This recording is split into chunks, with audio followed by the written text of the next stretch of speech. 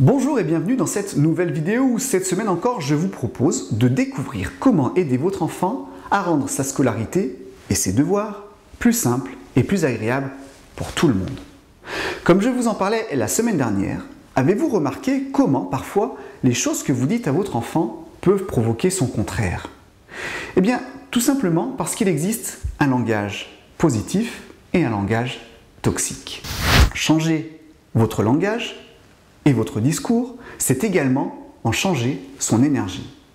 Le langage positif peut également aider votre enfant à développer sa confiance et vous, la sienne. Tenez, par exemple, savez-vous que le cerveau ne comprend pas la négation? Oui, le cerveau ne comprend pas le non.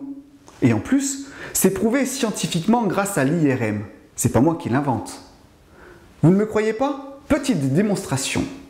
Si je vous dis surtout, ne pensez surtout pas à un éléphant rose. Vous l'avez vu, l'éléphant rose de surcroît? Et pourtant, je vous avais dit de ne pas y penser.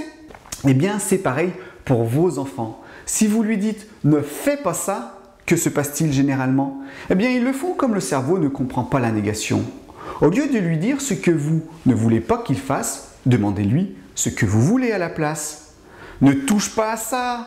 Veux-tu laisser cet objet à sa place? Ne fais pas l'imbécile. Peux-tu être un peu plus sérieux? Son énergie changera et la vôtre aussi. Évitez de donner des ordres. Il faut, tu dois, tu es obligé. Et remplacez-les par veux-tu, peux-tu. C'est plus positif et surtout, ça laisse un choix orienté. Peut-être qu'il dira non, mais de la façon dont c'est proposé, il finira par le faire beaucoup plus rapidement. Remplacez le oui mais par oui et. Derrière un oui mais se cache toujours une peur, une crainte, alors que derrière un oui et, c'est une action qui se cache. Et ne parlons pas non plus du non qui n'arrive jamais à exécution. Et si vous le remplacez par évite, laisse ou cesse. Enfin, il n'y a jamais de problème, il n'y a que des solutions, disait le proverbe. Un problème, c'est quelque chose de gros, d'énorme, de grave, de gigantesque. Minimisez-le par des petites difficultés, des petits soucis ou encore des petites choses à améliorer. N'oubliez pas qu'une bonne communication et un bon langage positif favorisent un bon apprentissage.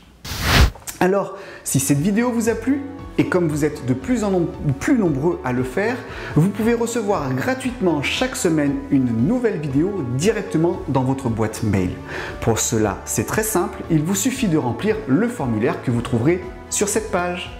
Quant à moi, je vous retrouverai avec grand plaisir la semaine prochaine pour une nouvelle vidéo dans laquelle vous apprendrez à aider votre enfant à rendre sa scolarité encore plus simple et plus agréable.